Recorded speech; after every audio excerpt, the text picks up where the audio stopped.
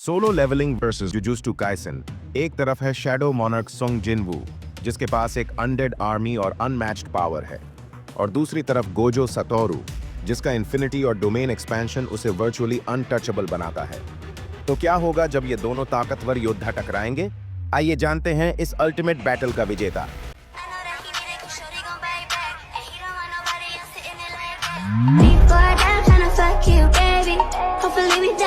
Category 1 power and abilities. संग जिनवू shadow monarch होने के नाते एक पूरी अनडेड आर्मी को कंट्रोल करता है। उसकी एबिलिटीज उसे एक इमॉर्टल वॉरियर बनाती है। शैडो समन करना और हर ओपोनेंट की शैडो को अपनी आर्मी में बदल देना उसे बैटल्स में अनस्टॉपेबल बनाता है। वहीं दूसरी तरफ गोजो सतोरू के पास कर्सड एनर्जी का अल्टीमेट कंट्रोल है। उसकी लिमिटलेस और इन्फिनिटी बैरियर उसे वर्चुअली अनटचेबल बनाती है। साथ ही उसका डोमेन एक्सपेंशन अनलिमिटेड वॉइड एक ऐसी टेक्निक है जो किसी भी ओपोनेंट को पूरी तरह से ओवरवेल्म कर सकती है। Category 2 speed and reflexes. संग जिनवू की स्पीड इतनी तेज है कि वो अपने ओपोनेंट्स के अटैक्स को डॉज करने के साथ साथ काउंटर भी कर लेता है।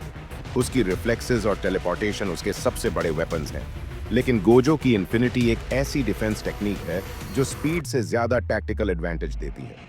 लेकिन अगर सोंग जिनवू क्लोज रेंज में आ जाए तो क्या गोजो की इन्फिनिटी उसे बचा पाएगी? Category 3 intelligence and strategy. संग जिनवू हमेशा अपनी फाइट्स में टैक्टिकल अप्रोच अपनाता है।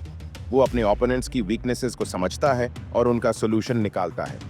वहीं दूसरी ओर गोजो सतोरू एक कैलकुलेटेड जीनियस है। उसका नॉलेज और एक्सपीरियंस कर्स टेक्निक्स के जरिए उसे हर फाइट में एज देता है।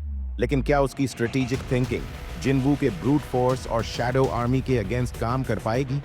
विनर गोजो सतोरू की इन्फिनिटी और अनलिमिटेड वॉइड उसे सोंग जिनवू के अगेंस्ट काफी एडवांटेज देती है। लेकिन जिनवू की स्पीड, शैडो समनिंग और स्ट्रेटेजिक पावर इस फाइट का क्लियर विनर बनाती है। Shadow monarch takes the crown in this battle.